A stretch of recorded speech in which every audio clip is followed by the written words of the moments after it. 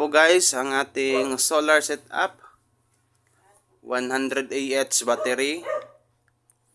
So ito papakita ko sa inyo yung diagram. Ano yung wirings. Mamaya ko na ipa-flash ko sa screen yung diagrams. So ito yung battery. Di bali, apat to na battery.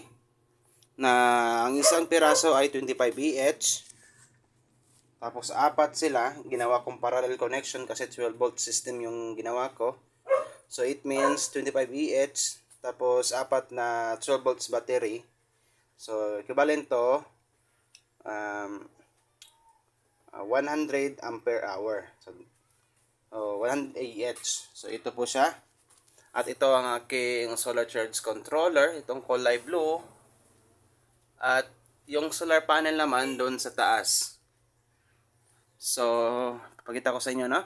Ang wire na to, galing to sa solar panel natin. May positive at negative. At ang wire naman na ito, itong wire na to, patungo dito sa battery. Para yung na-harvest ng solar panel, dadalhin sa battery, ita-charge niya. Tapos itong isang wire na to, direkta tong nakakonect sa battery. Positive at negative. At itong battery naka-parallel connection. So nilagyan ko din ng, for safety purposes, naglagay ako ng fuse. Itong fuse na to para to sa battery for safety. Habang nagdo-charge, baka magkaroon ng short circuit, kaya nilagyan ko. At ito namang isa na tong fuse, ito naman yung sa load natin o sa itong mga kumakonsumo sa atin ng kuryente. Tapos meron tayong terminals dito. Sa baba makikita mo yung kulay black na mga wire. Yan po ang mga negative. Kasi DC tayo eh. At sa taas naman yung red na kulay. Yan naman yung positive. Tapos yung mga wire na to connected to sa wifi natin, ilaw natin. May ito ceiling fan ko. May binili akong 12 volts ceiling fan.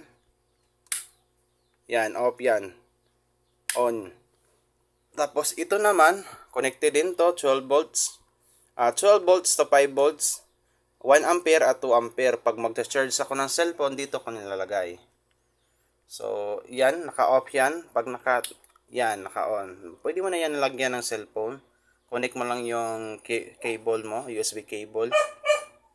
Yan. Tapos dito naman, ito lang yung mga ilaw ko. Halimbawa, ito yung sa sala namin, yan o. Dumilim, lumiwanag. Ito yung sa kusina namin at sa labas namin.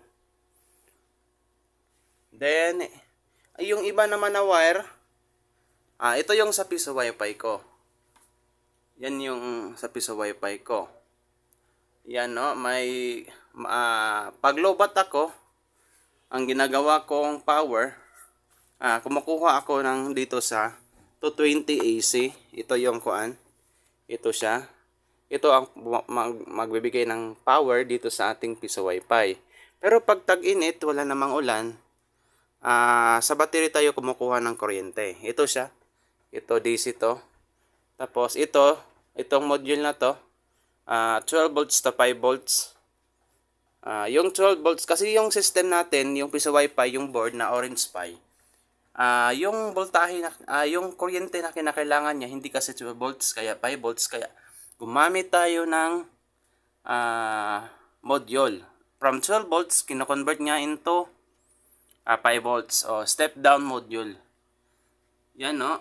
Then itong wire naman na ito, sa coin slot natin to, nagbibigay ng power sa coin slot natin. Then itong wire na to, 5 volts nang dumadaan dito. Tapos ito 12 volts. 5 volts papuntang itong wire na to papunta sa sa Orange Pi board natin sa motherboard.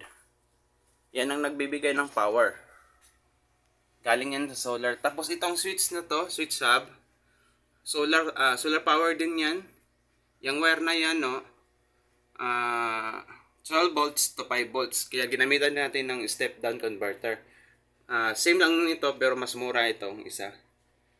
yung 12 volts na power, yung tulad na ganito, dito yan galing, no? Kinonvert natin into, itong wire na to, kinonvert natin into 5 volts. Tapos, konti lamang ng amperahe ang kinakailangan nito, kaya binigyan ko lang ang allowance 3 ampere. Guys, bibigyan ko lang kayo ng tips sa pag-create ng kuan, lalo na kung gagawa kayo ng kuan, gagawin yung i-convert from DC to AC, from AC to DC. Note, yung amperahe yung importante, no? Dapat hindi bababa yung amperahe. Halimbawa, ang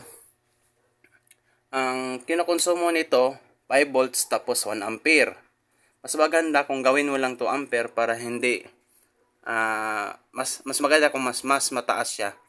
Maganda naman yung equal talaga sila, mas maganda yung meron kang allowance na amperahe. Mas delikado pag bumaba na. Halimbawa, 'di ba 1 ampere ang konsumo nito. Pag mababa ito sa 1 ampere, ay masisira yung mo, yung device mo. Tapos itong ating modem, ZLT-STNG, solar power din yan. Yan, no, solar power din yan. Pag walang kuryente tayo, no, o pag walang tag-ulan tayo, ginagamitan natin ng outlet, 220 AC. Then ito, passive PoE. Solar power din yan. Ito yung access point natin, no, yung TP-Link, yung nagbo-broadcast ng ating SSID. Solar power din yan. At kung mayroon kayong katanungan kung paano ko to ginawa, pwede lang kayong mag-comment at tuturuan ko kayo. I'm happy to help you. Then ito yung natin, no? So, yung diagram, ibibigay ko na lang sa huli ng video na to. Okay. Thank you guys.